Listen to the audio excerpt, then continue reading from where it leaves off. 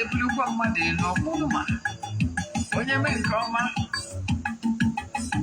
ebulie ya elu tie jide nke o ji na-aga n'ihu biko ka anyị gbakọ kịta wee kenye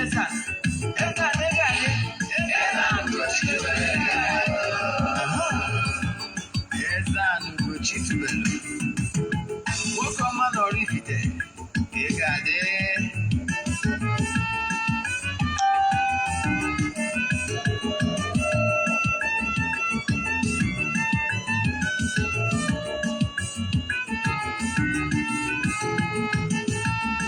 ọdịnala bụ eziokwu ọdịnala bụ ụzọ ndụ ị ma na o nwere olu na-eti mkpu na-asị ụmụ Igbo chigharịa ụmụ Igbo chigharịa kwa mbọsị ọ na-eti n'ụtụtụ n'abalị ọ nọ na nkụzi Eze-Ana Ugochi tubelu onye ọma na oraifite onye mgbasa ozi ọma ọdịnala gaba n'ihu Eze-Ana Ugochi tubelu onye ọma na-eje mmanụ ọdịnala bụ ụzọ ndụ gaba n'ihu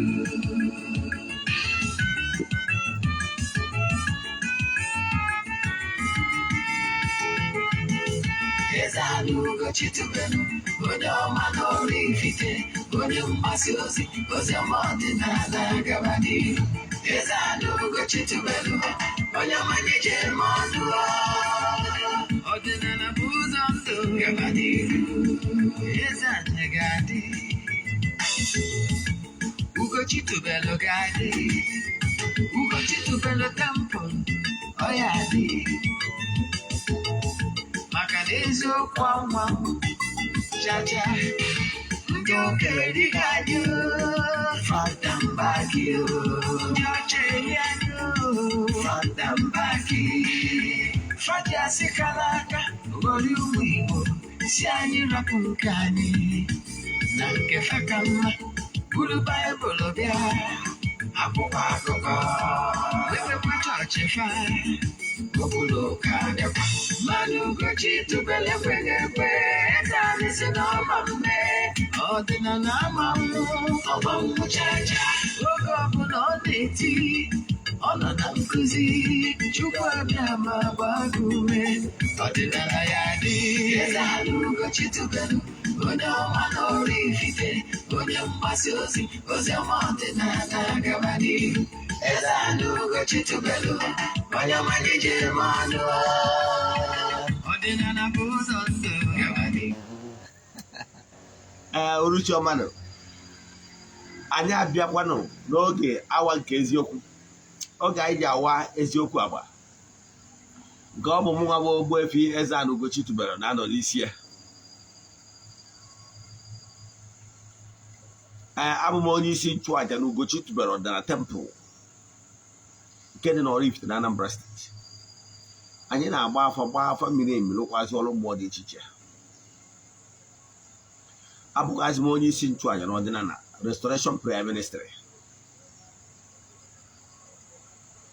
ngalaba na-afụ maka ikwubi okwu na ịgbasa ozi ọdịnala Igbo bụrụkwazị onye mgbasa ozi ọdịnala Igbo you can call me an ordinary evangelist I will answer n'ụbọchị tata n'oge awa nke eziokwu tata bụ afọ asị m ifeọma ya emere anyị ga-adị ka echi maka na echi adị agwụ agwụ isiokwu anyị ji bịa n'ụbọchị taa bụ step by step what you must do to succeed massively. Now be isiokwu anyị. I can tell you that bandage will fall today for you to see clearly how things work. Because for you to understand or succeed massively, you must learn and understand perfectly how things work in creation.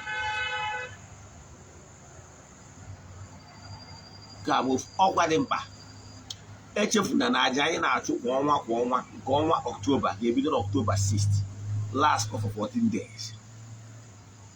Ihe ọ pụtara bụ aja anyị na-eji achụ na temple ụbọchị bido na 6 wee ruo 19 ọ na-last for 14 days.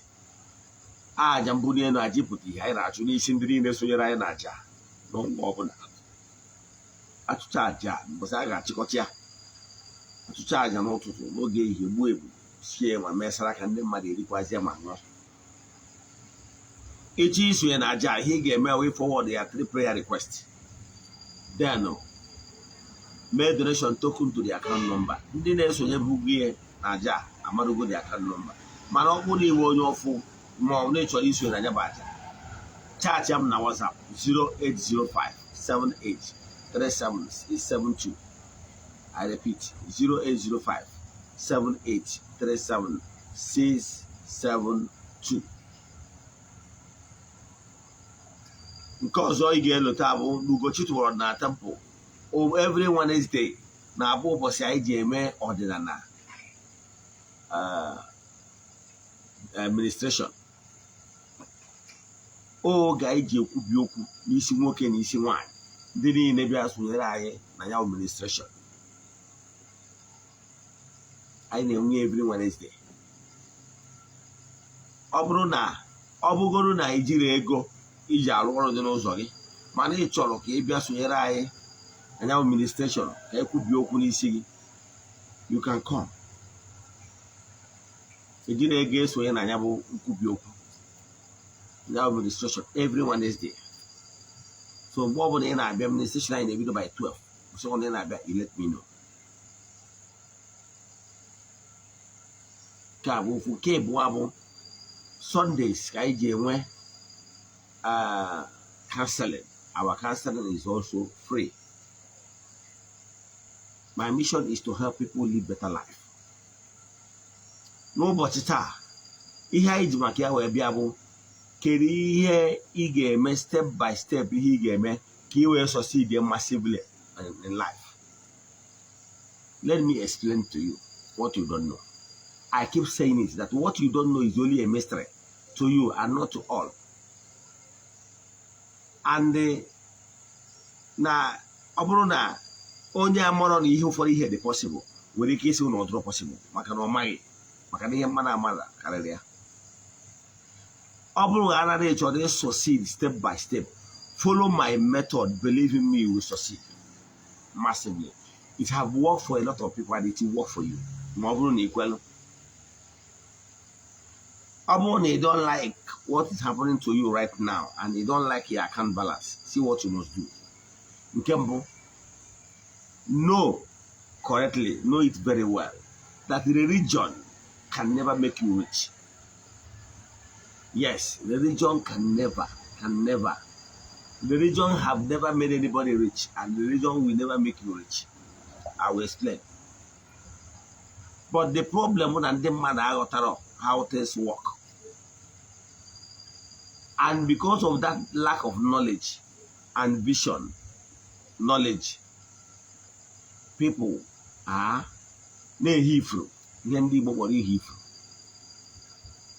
Our Hosea forces that my people are suffering because of lack of these things mentioned: knowledge, vision. What it means that the person is clueless of how things work. Let me tell you something.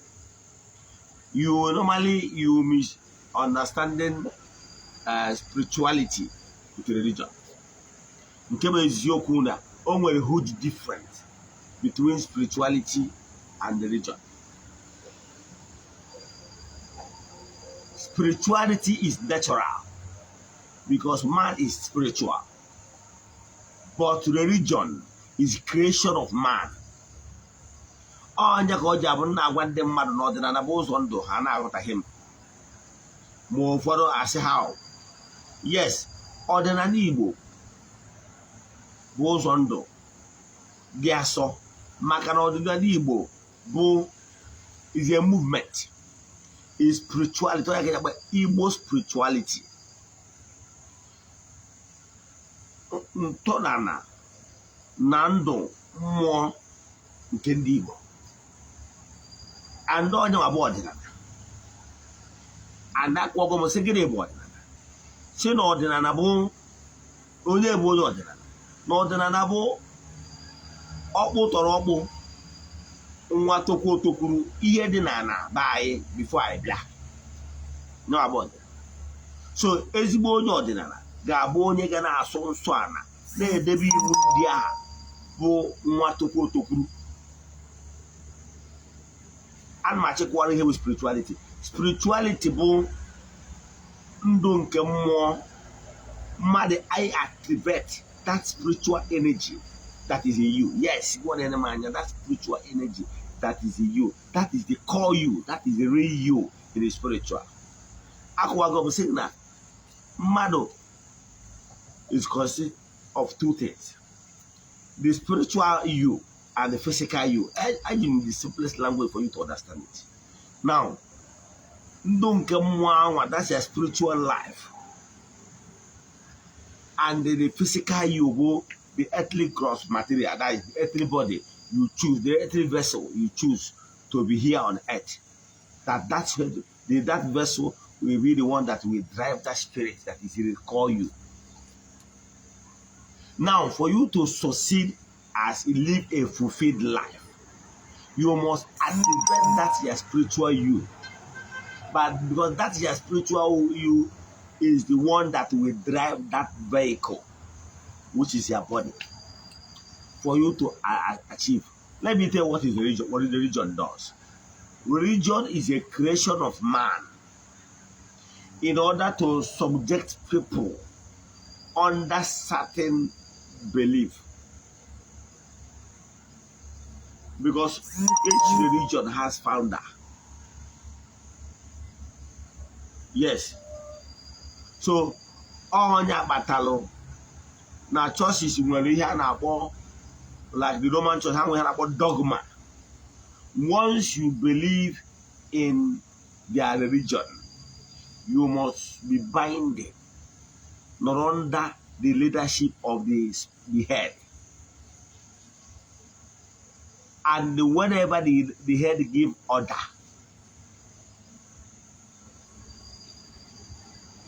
example, and when they had about Council of Ephesus. Now that Council of Ephesus, ever can the Roman Church hear about when he had about dogma, that is the anathema, where say no muna Strena Mary abroad the Totokos, that is the mother of God. Let the person be anathema. As long as you belong as a Catholic, you belong to that Roman church, in under the influence of this anathema. You understand? How made a TD offer? Only a church, some big Roman church bishop. He got our content of the dogmas of the church. And when you are binding. So that is the religion for you. Religion will give you their rules because it set down rules by man. Example, set down rules by man. Mgbe na agwa akwụkwọ sịrị ije ụka maọbụ ịgụ akwụkwọ ọbụla na-abụrụ nke Katọlik na ọ bụ mmehie. Ewekọwara anyị dịka si anyị na nwere akwụkwọ a na-akpọ ihe a na-akpọ imprimatur. Go to the Roman church bookshops. Ị ga-afụ some books. Edesia ya nwere ka ọ bụrụ bishop ma fada aderie ma ọ bụ onye ọbụla. Edesia ife na-akpọ imprimatur. Jee na ihe na ife the imprimatur.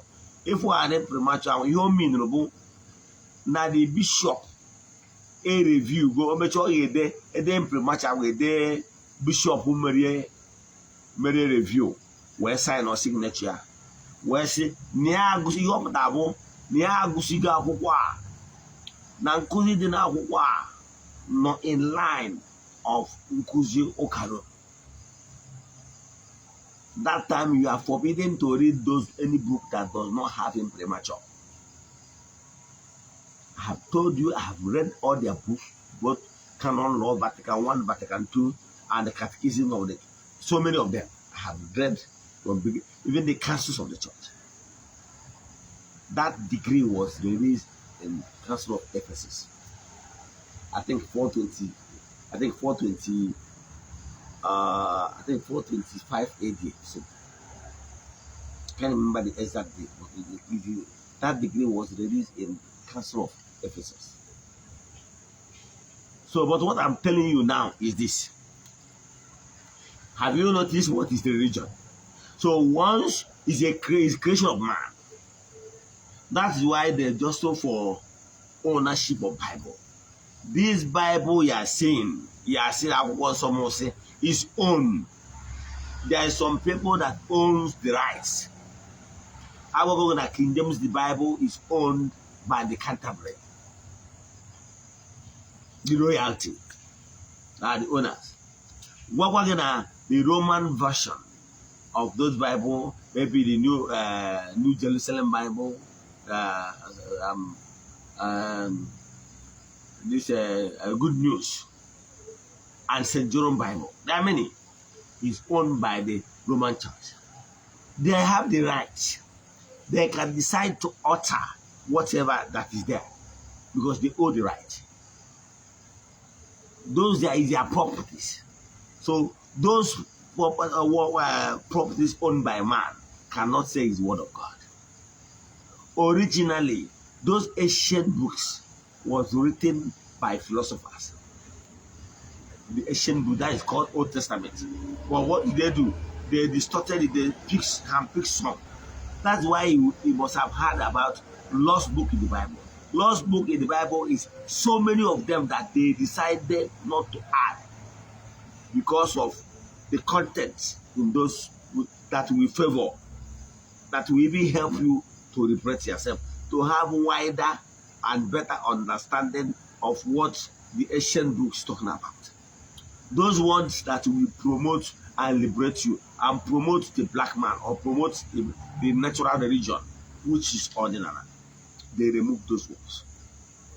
Because they remember the Old New Testament, a man called Robert Jonah, he was a printer in England. Yes, he's the one that gave this New Testament into chapters and verses. This is normal letters. You will see, St. Paul said, na current and meditated na Ogbuefi kono watanka Timothy see ya no anokwa no ya buru alcohol maka afia. Ihe a bụ letter ederede. Hatizie chapters and verses ko we this chota. Then I will go get spirituality. The only thing that will make you to succeed massively is when you follow this step. Religion can only enslave you. You know why? They will otuka. And will otu kwadoka. And will otu the chicha anaton na religion. You belong to CW. You belong to Otundine. You belong to Gilda. You belong to this one. You belong to so many groups. You keep on building the father's house, building the unuka, buying cars for every ordination. So many things. And for any reason, he jan on a social club. When you pass on, they will come and give you their birthright. Your benefit as a member. It's just like a social club. So if you want to go those places, just know that you belong to a social club where you get some benefit. On where they come for you, on where case you pass on, they come and give you befitting burial. That's all. That is the religion for you. And because why? They cannot call it by club. Because if you call it club, you start paying tax. You start paying tax to government. But if you hide it under religion, or tax free in Nigeria. So religion can only keep taking what you have. Taking what you have. That is the religion for you. But I'm telling you that what will make you to succeed massively is when you understand how things work and build on spirituality. I told you that 70% of your spiritual work can be done by yourself. You are not bigger. Yes, you are an ordinary person. The problem is that because of the gap, some of you listening under the influence of my voice, you were born in a family of maybe your grandfather was a another person, or your father was another person. But for the fact that they go during the education, they will see if they were and I consider ignore your father and no superstition and whatever. He pays your attention. Your father.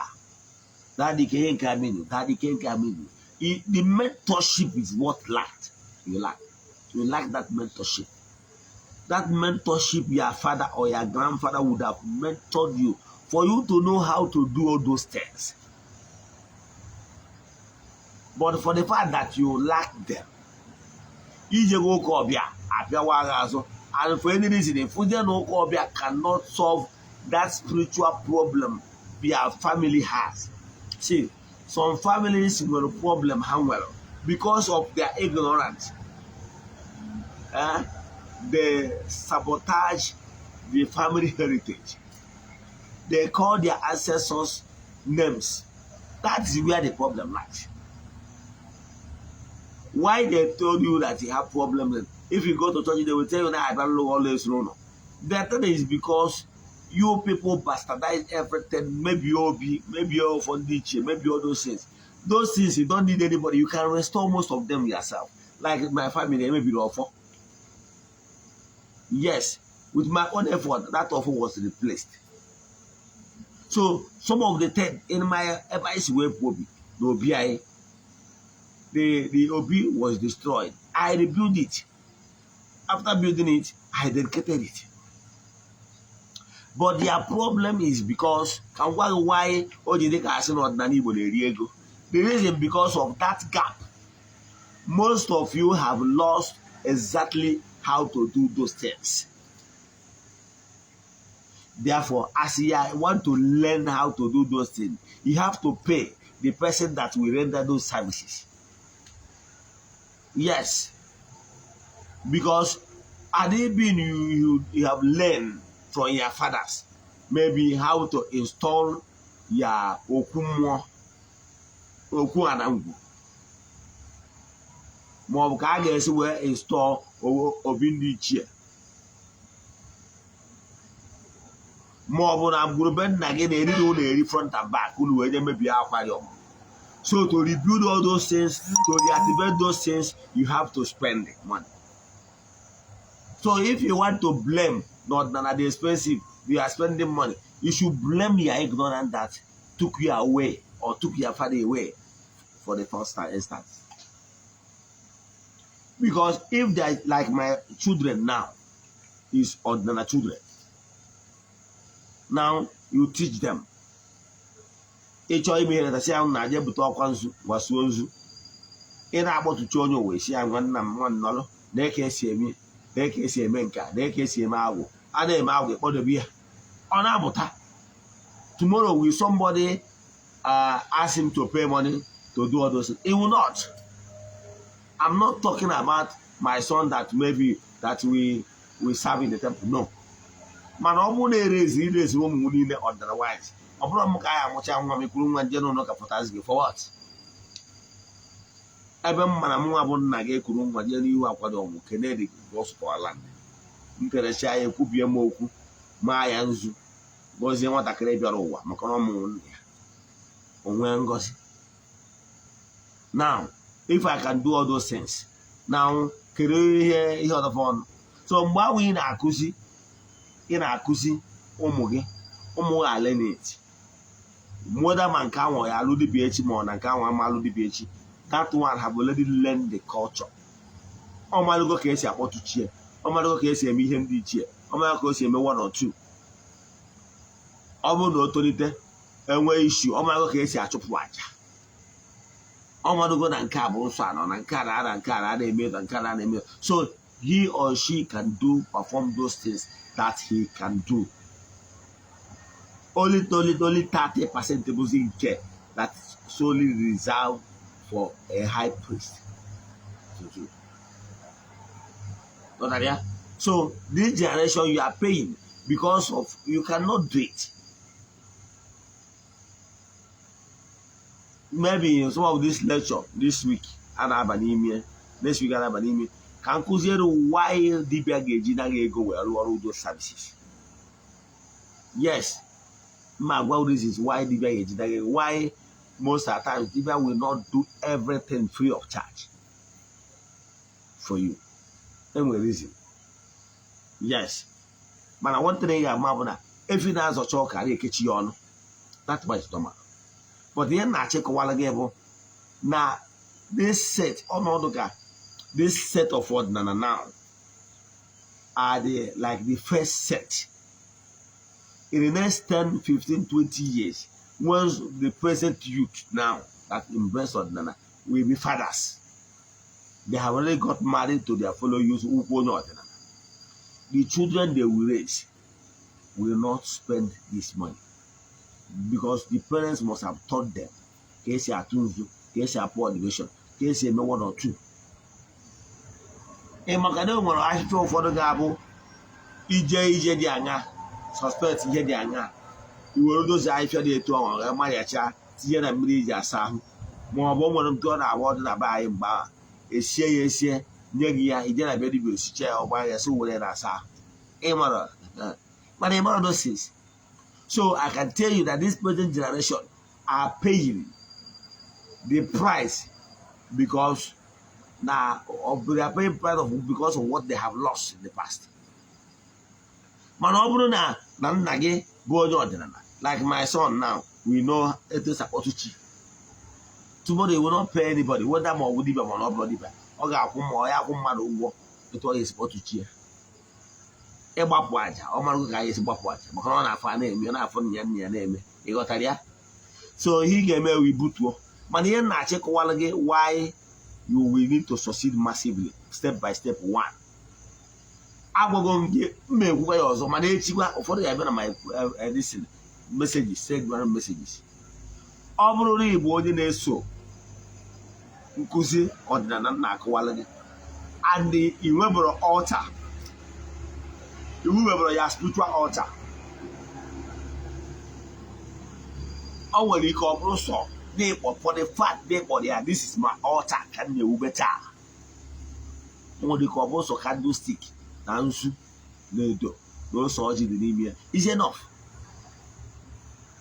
Macano hear for get that Gaza. Ubiogu, own an environment ebeno. Abro maybe as sporting with somebody.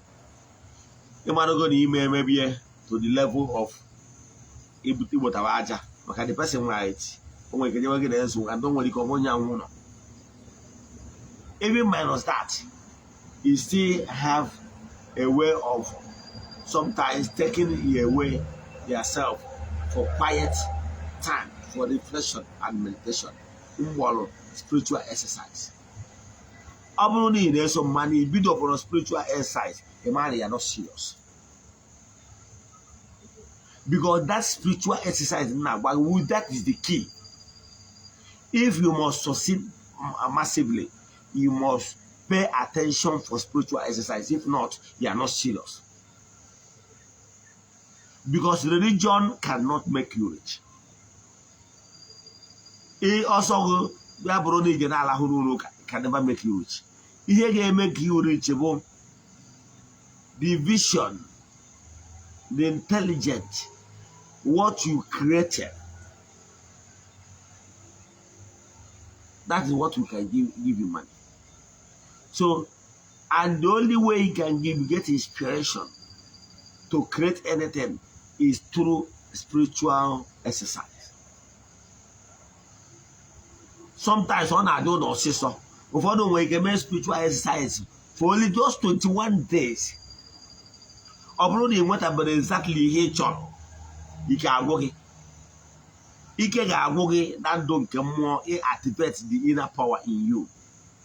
Man, you can come out again, it creates time for you watch a film on social media.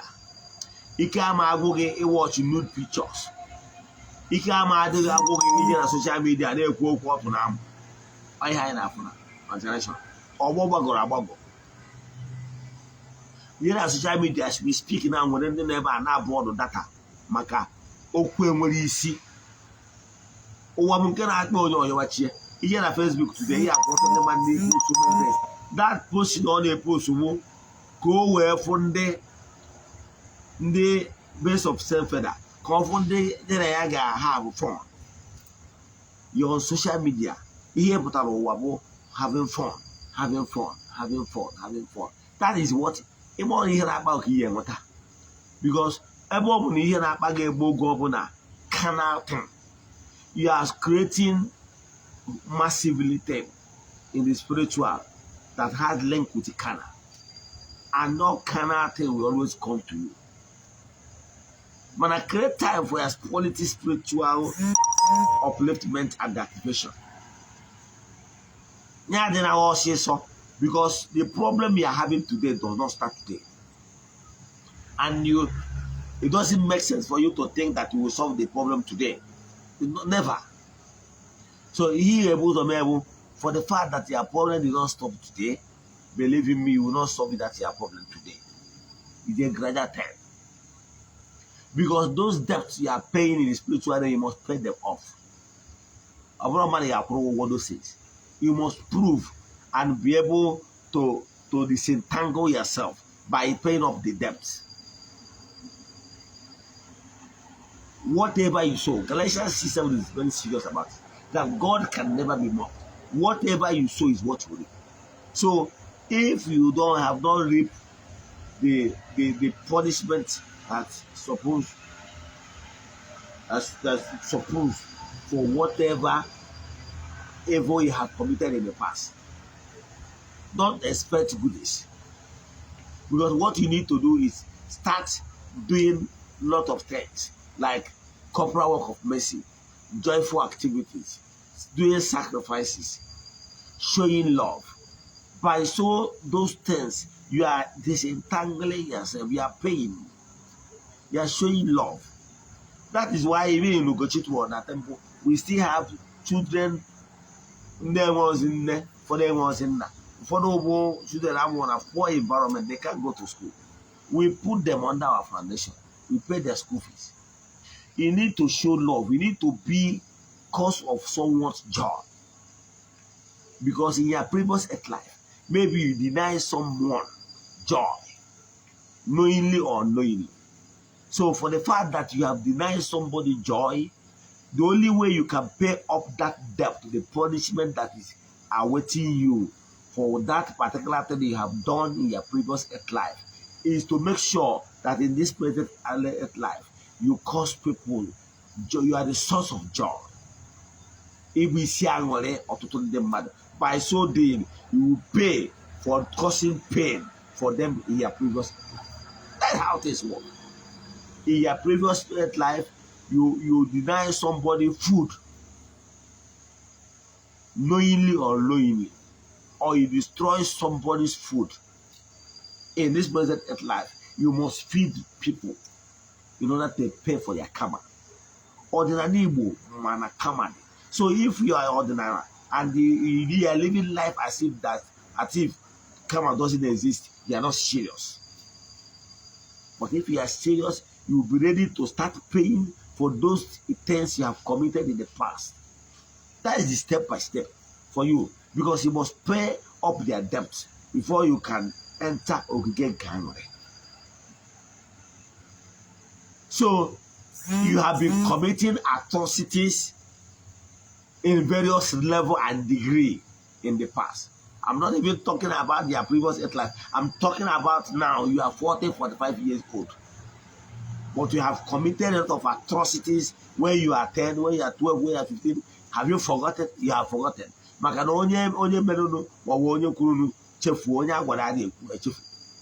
In law of karma, some your chi and your answer, your forces of nature are busy taking note of what you did, whether good or bad. And those things must flow back to you, the originator. So the step by step is for you to face enjoy anything massive for your own good. You must be able to pay for that iniquities you have committed in the past. So that you started tomorrow because you feed your chi yesterday. For a single of that feeding your chi, you have so I want to start eating goodies immediately. You know the quantum of the atrocity you have committed in the past. What you need is consistency. Keep on causing joy. Keep on being the source of joy to other people, less privileged. Keep on doing sacrifices. Keep on saving lives. Chubaja. Do you know that for you to kill an animal carelessly, yes, maybe in your previous earth life or even the present earth life, you still need to feed a lot of other animals in order to pay price of what you have done. So anybody that is teaching you that ordinary Igbo will just is not magic. Ordinary Igbo believe or ubere or follow. I will believe in karma. So if one ordinary now believe in karma, that is just a feed the arachi. So because you feed the achi with the check money, therefore all the impunity you have committed in the past, just go like that. You took away somebody's food because you just fed the achi. You just like that, you'll be forgiven. You must feed other people food. You must feed them multiple times to remedy their cause and pain and food you took away from another person. You will not like what I'm saying, but I'm telling you the truth, how things work. So when you do your spiritual work immediately, you did not see result immediately, you start shouting. That is why I'm encouraging you to start doing some of this, your spiritual work yourself. Keep your money and do it yourself. That is why we go to Ugochi temple, we teach you how to do things. Come to our administration on Wednesdays, we teach you how we can do it. There are some rituals that requires you going to your own village. Yes, we tell you what to go to their villages or what you go to their villages and bring. In order for you to go and at peace, the right, the wrong of the past. Some of this is I want you to engage and engage yourself in doing those things yourself. Because if somebody will do it for you, if somebody will remain sleepless night, if somebody will feel his chi, feel his expense, feel his entities of powers, and beg them, probably, don't you know that some certain work somebody will do for you, the person can go to his entities of powers, promise them one thing or the other, in order to assist that person to do that your work. Do you take it easy? Liberation money deliver mother. It's not easy. It's not easy for somebody to intercede on your behalf. Even in the world of physical, there is some interceding. You go to intercede in somebody's case. Ibugal Emaro. The two awards will work out now. But now we're going to case. If you intercede there, you don't buy case with that.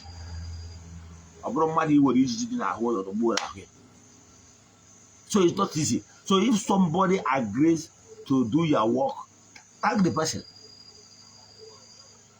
But even if you don't want to pay anybody, come to Ugochi EZE-ANA temple. We teach you step by step how you can be doing it. It can be coming on Wednesdays. But I give me on the administration. On the administration is teaching you to say GK Okuono. Now some certain work you get Jackari Weme. You don't have to liberate yourself. My mission too is to let a lot of people know how to do some certain things by themselves. So for you to succeed massively, you must learn, number one,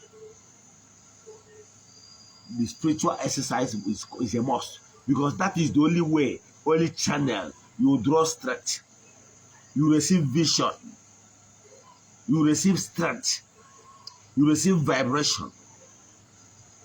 That is the only way you receive vision that will help you to undergo and push your dreams to come true. Some people will be asking you what is akarakam because you are so lazy, indolent. Because all that go on create time for your spiritual exercise. You can charge chicken is more than a hassle. A post where wine. A talk about the cocharan that he went, Kinusia Sunday. A post here wine. What chicken is more than a hassle. Nature, he make it keep it here. How can he eat your king? Then listen to your interview. They will tell you, unless also more tono, more believe mad, more no one look while the nose of it. We hear a crowd we are part. Meg you cheer up what channels of it. May we hear the civil message. Come to ordinary, start doing it yourself. Now the what say so. Because when you committed those things, you were jumping up and down, smiling, and committed those iniquities. Most of you don't want anybody to tell you the truth. You want a DBA that will tell you, bring this one, Comero Chap. In our money, or therefore, so say, boy, Chap cannot solve your problem. Upon nature, they solve your problem once and for all. You have to activate your inner power. And you require consistency. Once you require your inner power, you know how to do things. One, avoid those things that will keep bringing the negativity around you.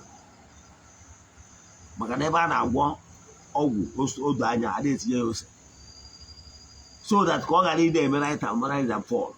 Kogarebo Arocholo Nisigta, Echi, Brodan, I will be on a platform,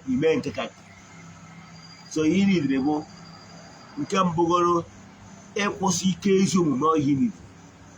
Eposigolo, Imempo, Rotono. Seri bindo de ma, imi head ma, in our one need no cheer. And the mind that in which you are sowing more good things that you will reap in future.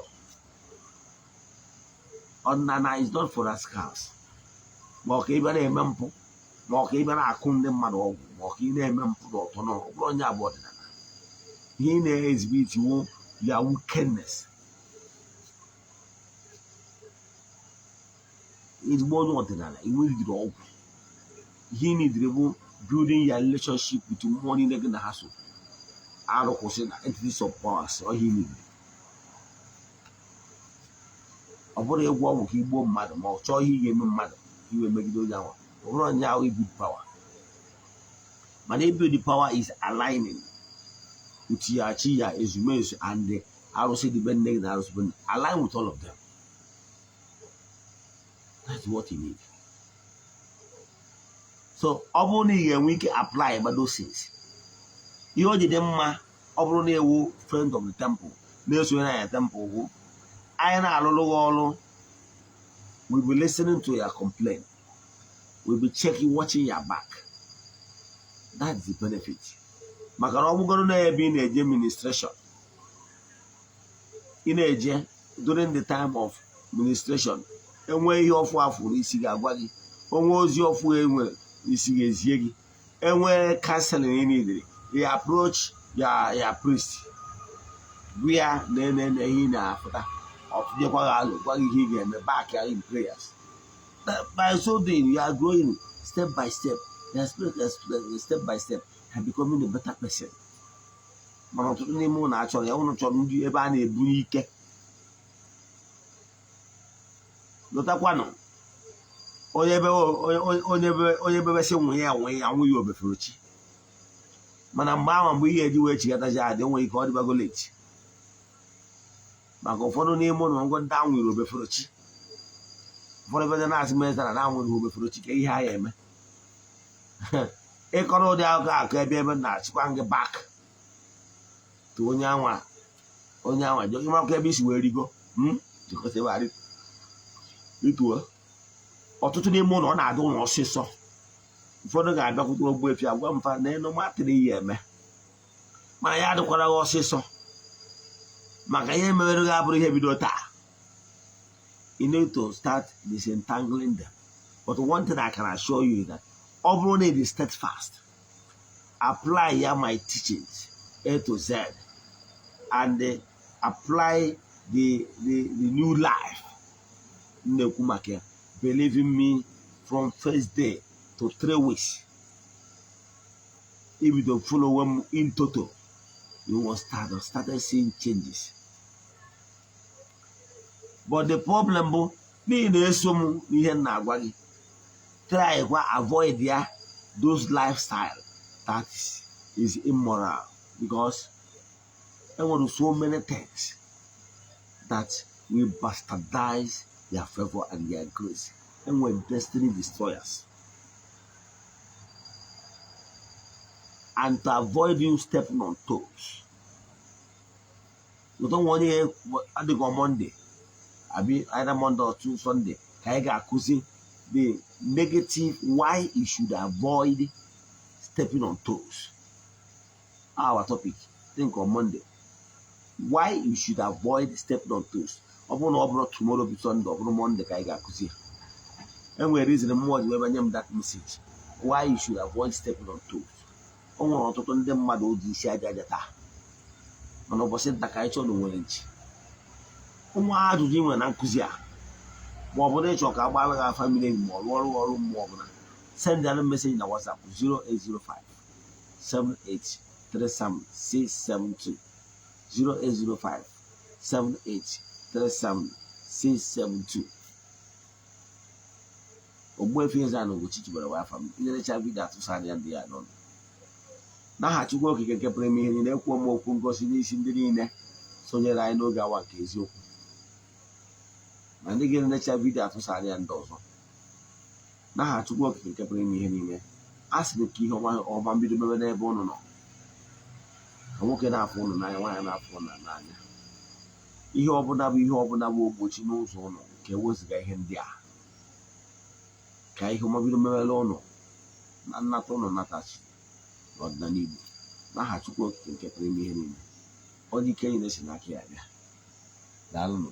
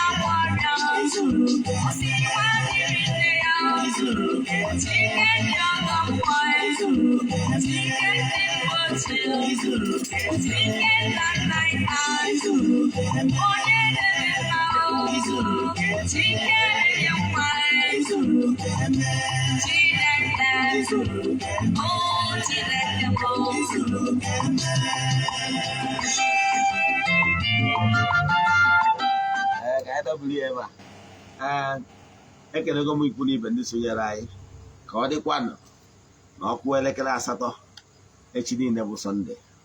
Ya gazienụ.